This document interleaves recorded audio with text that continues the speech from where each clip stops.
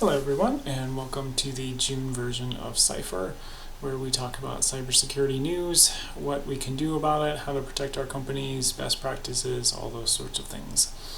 So this month we are going to go over incident response, which is what you do when something actually goes bump in the night, and how you can respond and survive and not have a data breach, and hopefully, and all those things.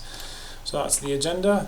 We're just going to go through some documentation, some scenarios, that sort of thing, and hopefully you will be better prepared at the end of this to think about what your company needs to do to protect in this situation. So first, when the event does happen, I've had several of these events, and they're all unique. They might start with the first thing you know is just the service is unavailable. The server can power off. I've had that too, where all of a sudden, you boot up ESXi, or you find out that ESXi crashed and you go to boot it up and it says there's no operating system. That sort of thing. You may have someone tell you that something happened, like either a pop-up on their down by the clock for Windows, some notification, hey, Sentinel-1 said something weird happened, can you help me? Can you look into it? If you have a good SIM, you'll get an alert, probably, hopefully, that something happened. There's some, user that executed code on your domain controllers that should never have happened, that sort of thing. And also, this was way back in the day, way before I was in IT or anything, but I did get contacted by my ISP at the time, CenturyLink or whoever, and they said, just so you know, you have malware on your network. And I didn't know anything about IT. I probably just wait, does Netflix and video games still work? Okay, no, I'm good. All right, never mind then. But anyway, whatever the original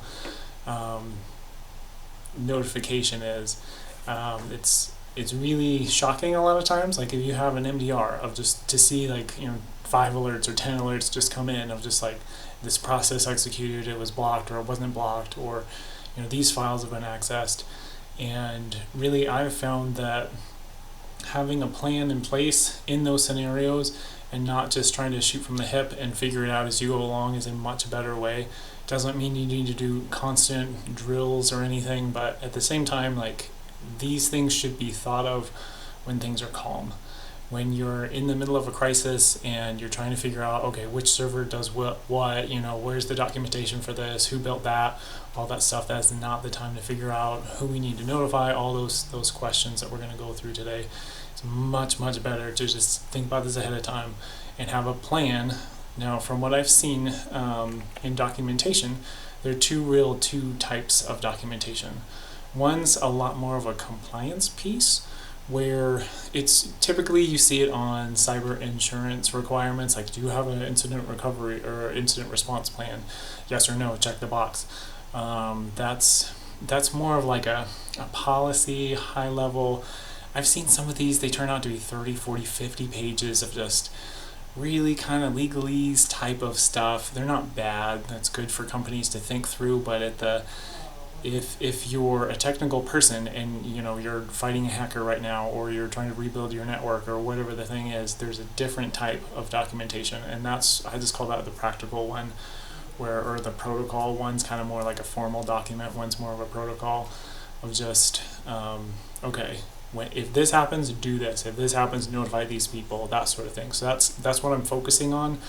It'd be a really boring 20-30 minute here webinar for us to go through the first one, because it really is very specific to the company, and it's just tons of okay, if we think about where the cybersecurity industry is going in the last 10 years, but that's fine. It's just not what we're going to focus on right now. So, skipping ahead. So I'm going to switch over to this document. So this is a document that I use with my clients, and I just call it Incident Response Protocol. It's kind of a high-level summary of what it is here, and then I've broken down everything into steps. So step 1 is that initial alert. I'll zoom out just a little bit. So somehow you will be alerted that something has happened, and here's some basic questions that you should walk through. First of all, you have to vet the alert. there are plenty of false positives in this industry. Managed detection response, MDRs, will give you false positives. I've had that happen to me where like all the dashboards are lighting up, we're getting hacked into, and then it turned out, oh, it was just a vendor ran, an app that Microsoft didn't think was cool, but it's not actually malicious. So my rule of thumb is that I always kind of vet, like take all the urgency immediately out of the situation and just look at the evidence. Okay, why do you think you're hacked into? Like whoever is giving you that notification, like what did you see? Did you get an email? Did you get a notification? Write down the answer. You can print these out if you wanted to. I just use this and I just fill it in here electronically. What's the kind of initial boundary of everything? So is it a cloud service that you may not have any control over, or very little control, or is it a printer on the network, or a file that was named oddly? Like we just try to figure out the initial, is on-prem, clouds, kind of the boundaries of where what's involved. Get name of assets if you can. Like what's your workstation's name again? What's the server name it was on? What accounts? This is going to become very important because you can go in and look for all the actions done by these accounts later on, or all those workstations, if you have a good SIM. And so that, like, what are the accounts involved, and get the full name, like kind of that SAM account name is the Active Directory one. A lot of times that's like the full name, and then you can just do like the things before the @ sign for some vendors or whatever, but try to record those all in an initial document. I typically open up a Word document and I start writing down, okay, this happened, this person told me this person told me this. Let's see. Also, one of the first questions you need to ask is, are any of the accounts privileged? Because that really makes a big difference on the urgency of it. If it's an unprivileged account that's, hey, I saw a weird file or something, that's a much different category than we have a good reason to think a domain admin account or a global administrator on Microsoft's cloud stuff, or a privileged AWS account has been hacked into. Well, I'm going to put a lot more kind of act first, think later sort of into this scenario if it's a highly privileged account.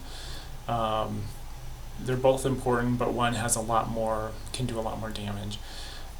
If it's possible, ask the person, okay, what kind of information's involved? Like the files that were renamed, are they in the folder that's called, bank numbers or social security numbers, or, they may not know that. The initial alert may not tell you that. But if they do, I usually write it down of like, oh, this is a very highly sensitive folder that's been accessed. So typically at the beginning, I create that document, like I said, where I just start kind of penning everything that I think is going to be important, all my notes of like, oh, okay, if this happened, then I need to check this, kind of so I can do the investigation piece later. I keep that document to myself, and it's not to be malicious in any way. It's the same thing as, if there's a police raid in your neighborhood, like don't interact with the police, like let them just do their thing. So you will share the information when it's time, but until it's time, like don't just keep it in your own purview, and be able to kind of just like build the evidence as you go along. And then when you've proven things, that's when you kind of go to like, okay, I found out this, that sort of a thing. So that's all. Step one is just kind of a little bit of triage, a little bit of just vetting the alert. And then 2 is notification. This is the part that it must be done ahead of time. If an incident happens, and this list of who to contact when, if you're trying to build that the day of, it's just a nightmare. You're so caught up in what's going on that you'll waste so much of your time just trying to come up with this list. So this should be filled out ahead of time of like, okay, so I'm going to send 2 alerts. Typically, I'll send an alert to the IT team that says, hey, something happened. There's probably something going on the network. Just kind of be vigilant. Tell me, post here. Tell them where to post. Post in this forum if you see weirdness, strange things happening, that sort of thing. And then I will typically send a second alert to the people on this list, like, director of IT, kind of more management. It may have a little more details if I know more detail of, the type of data involved, like the accounts involved, if I know that stuff. If I don't, and I just say, hey, something happened. But I'm giving them a little more information because they're the ones that are going to need to make a decision later on. And one of the things I ask for is I will ask for them to send me an email that tells me how deeply I can respond. Okay, so mild interaction with these events is like, hey, if an account's compromised, I'm not going to check with the user first. I'm just going to reset their password. If I have a lot of reason to believe their account really is compromised, I'm going to act first in that. So I call those mildly disruptive. I'm going to reset a password. I'm going to take them out of groups. I'm going to isolate their workstation, that sort of thing. Or are you okay with largely disruptive events where and I will only execute these if the evidence is clear that something is happening and I can prove it. I don't just run to these immediately. But if I can find out that they ran a script that inventoried the file server and they created a giant zip file and they are already trying to get that out of the firewall into some random IP address, are you okay if I crash the perimeter firewall, essentially bring your company off the internet in order to keep that from happening? Like, are you okay with that? So that gets into some contract stuff of just like, I don't want you to fire me because I made a call, and so that's why I asked for permission of like, what level are you okay with? And if you're not okay with that, that's fine. Like, I will just track everything and I'll tell you like, yep, they got out this file at this time and it probably had this data in it. I did not intervene, that sort of thing. But I don't take those actions without authorization because I'm security. It's not my job to wreck your company if I think something's going on. So that's more management's call. So typically I have built into it is like a 30 minute time window of just, I will try my best to get a hold of, the IT staff, somebody in management to make a decision. If 30 minutes has gone by and I can find like the malicious actor is moving, they're doing this, they're doing that, I will start taking some actions, and it depends on the situation. All of this is judgment and like what evidence are you seeing and why. But if I haven't heard back, typically I'll start acting because it is in the best interest of the company. So the third step is mitigation. So this is what, if you are going to train on things, it would be good to do this of just, if you have an account that you think is hacked into, well, okay, do you have a script where you can just quickly go in and disable an account? You can reset the password on an account, bring it out of elevated groups. You can check for exfiltration on file servers.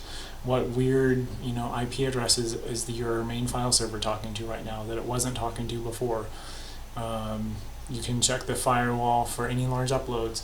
A lot of firewalls you can see, the egress on the main interface of just like, okay, it was like this and now it's like this, and most of it is, to a random IP address. Well, okay, they're probably trying to get that giant file out, so they can officially finish the data breach.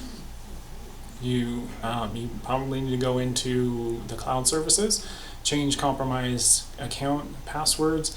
You can invalidate all sessions on Microsoft's cloud platform. You can just immediately kill all sessions. Like your workstation, your phone, everything will just be logged out immediately. So you can do that after you've changed the password. So you're essentially locking the account. So even the person that it's their legitimate account, they won't be able to access it until you contact them. So make sure that somebody has a way to contact them, like a phone number, where you can say, hey, here's your new password, you'll need to log in and set your new password, that sort of stuff. So also, this is at the point where you jump into your MDR, and most MDRs are able to do some really cool stuff these days. You can set, even if it didn't detect it as malware or something, a good MDR should detect malware, and you can just go into that event and you can say, hey, if you ever see this file hash anywhere, block it. And so it can't move laterally. if another workstation gets that same file, tries to execute it, the MDR will block it. So you can immediately kind of stop lateral movement with that. Even if it doesn't, a good MDR should see process executions in there. So like you ran an exe file or an MSI file, and you should be able to go in there and find the malware in there and say the same thing, like block it across my whole company. The other thing that most MDRs are able to do these days, I use Sentinel-1, but CrowdStrike can do it also, is like, I call it like the cone of silence from, what is that, Get Smart, I think, where it's just like you can isolate, you can like pop that device off of the internet where the only thing it can talk to is your MDR. And then you can get remote PowerShell to it. And like you guys know, I'm a PowerShell junkie. Whatever I can do in PowerShell, I've probably tried at some point. And so that, you can just reverse engineer whatever you need to do without any risk of it continuing to be talking to that command and control server, whatever it is. You can do all the PowerShell commands to find, okay, what are the processes that executed, what are the new files that got created.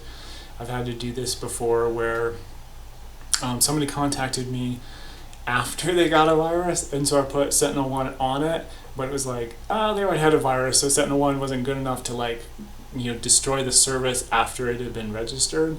And so, I had to cone of silence the device and then get on the PowerShell and just like go in the event log and like, okay, this executed this, this. And sure enough, like PowerShell commands to like strip all the files out, the service out, all the accounts that it created, blah, blah, blah, blah, blah.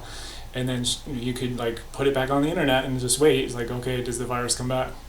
Oh, nope, we're good. Okay. So then off it goes. And then ever since, Sentinel-1's been able to protect that device. But I mean, it's so cool. It's really fun. It's probably one of the things that keeps me in this industry, is just the adrenaline of like those moments of like, okay, this is really cool. Most like a movie this industry probably ever gets from me. But anyway, so that once you've kind of built those artifacts a little bit of like, this is the IP address that we know is involved, this is the user account that we know is involved, those you can take those into a SIM, like Splunk, Sentinel-1, QRadar, whatever you have, and that's when you can really start digging into like, okay, that IP address has been talking to these 18 workstations. Okay, so I know I need to do this process on all 18 of them. You could write a quick script and just deploy it to those, that sort of thing. You can do a lot of times. Once you know some artifacts, you can say like, show me any account that has executed a file with this name, and then sure enough, there's all the 18 accounts that have also done it that maybe the MDR caught, maybe it didn't, but your SIM tells you, okay, so now those are the other accounts I probably should change their passwords to and move on with that. Usually at the end of this phase, at mitigation phase, I'll send a pretty good size alert to management, maybe the IT team, of like, hey, I've verified that this has happened, and this is the steps. I always, like I say at the bottom here, keep a record of things that I'm doing, the timestamps of like, at this moment is when I reset this person's password, just for whatever, like management randomly cares about that. Where security, you have highly elevated accounts, you have a lot of break glass kind of accounts, like there's a high level of accountability you have to have in security, and I have no problem with that. I record my actions, and I assume management's going to want to know, like, I've blown an entire organization off the internet before. Like, you better be pretty sure of your stuff before you do that. I mean, you're risking contracts, you're risking whatever, but it really is for the benefit of the client, and you need to be able to justify your actions. Is pretty much what that is. So at this point is when I will send a decent sized report of like, hey, here's what I know has happened, here's what I assume, I'm going to make an investigation about this, but and so that kind of leads into the investigation piece, where it's once the initial threat is done, then you can kind of take your artifacts that you've built, and you can just start, reverse engineering, like, okay, how'd they get in? How do you think those user credentials were compromised and they were able to get on VPN or on your Microsoft tenant or whatever? You start building a case for the escalation of privilege. So typically, from what I've seen in these kind of hacks like this, is somehow the malicious actors get onto the network and then they need to elevate privileges. Very rarely have I seen admin accounts be compromised. I think I've seen it probably, but more likely it's a non-admin account, and then it gets on some server or some service or whatever, and then they have to do a privilege escalation, where either that's Mimikatz, where they're dumping out like the local hashes on a Windows server so that they can read an elevated account's password, and then they can start executing processes as that elevated account. Whatever the way they did it, typically that's kind of a gatekeeper for them, is they get on and then they'll like hammer a bunch of things until they'll maybe even just try, if you don't have a lockout policy, they'll just try like 100 passwords on your admin accounts until they guess it or whatever. But usually that can be found in the logs. It's pretty loud of like they're trying this, that, and the other thing, and then all of a sudden it just goes quiet because they got domain admin, and then they don't have to try anymore because they have the password. So was it successful or not? Things that I'm putting in the investigation, hey, they did get out that giant zip file, or they did not. What's the information in that file? What are the legal legal requirements of like, okay, if they took social security numbers, if the bank took bank account information, like that's all has legal requirements up to it. What kind of more of a debrief of like what have we learned from this scenario? If we had done this, it would have kept it from happening, that sort of thing. So what are the recommendations that I have? And then what could have made this whole process go smoother? Like, hey, I tried for 2 hours, I couldn't get a hold of anybody, or you tried to get a hold of me and I was like deep in the logs and I should have been more communicative, that sort of thing. Just kind of like, in the future, how could we do this better? And that's kind of the last bullet point too, is just like overall, like what was good, what worked out well, what didn't, so that we can all learn and make a stronger network. That's just like, I keep this just in case I need to look up the breach requirements for Colorado. That's the state I'm in. But anyway, so that is pretty much the run through, and it's not a bad idea to test this stuff every now and then.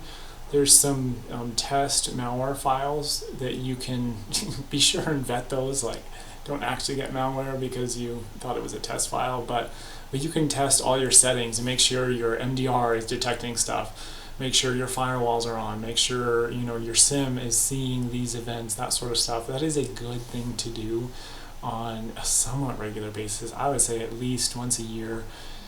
Just run that and make sure. I mean, you wouldn't believe how many times it's like it wasn't detected because this service was off, because the contract lapsed, and that MDR hasn't been running for 4 months because we forgot to pay the bill, or like some random thing like that, or like we thought the firewall was on but it's actually not, or there's this like break in logic where it's like, oh no, we thought it worked this way but it doesn't, and everything was let through. Like, it just happens. It's humans. We all make mistakes, and so testing is really the only way to go, to be sure. And so the old adage, prevention is the best medicine. Like, doing this stuff ahead of time is so much better than cleaning up afterwards.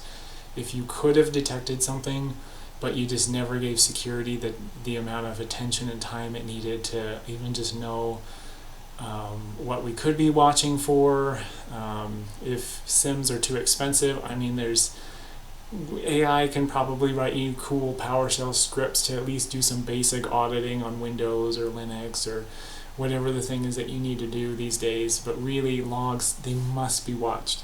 There are whole categories of malware that are they get onto a system and they just take the first part of the whole malware time to just like wipe out all other malware, because I think there's so many companies that are getting breached now because people don't watch their logs, that it's just like it assumes that there's already other malware in here, kicks them out, and now, okay, this is our host, until another one comes in and kicks them out. It's like no honor among thieves sort of stuff. But I mean, really, like, everybody should be watching your logs these days.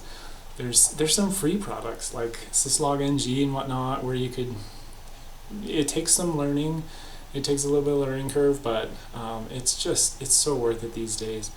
Like I said, test, and then also take the time to just work with the different departments in your company to find out, okay, what is the most critical business functions that you have? Like if we had to rebuild a company from scratch, what do you need to just do basic operations, like to run payroll, to to make marketing happen, whatever, to hire employees for HR, whatever organization or department you're working with, they all have different priorities.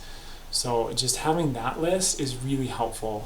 Like hopefully nothing ever happens to your company, but if it does and you have to rebuild a lot of stuff from scratch, that gives you the priority list of like, do this first, bring these services online, that sort of stuff, which it's so much of this is like, it's so scary when it happens that just a little bit of forethought goes a long way, because it can help you just really weather these sort of things much better.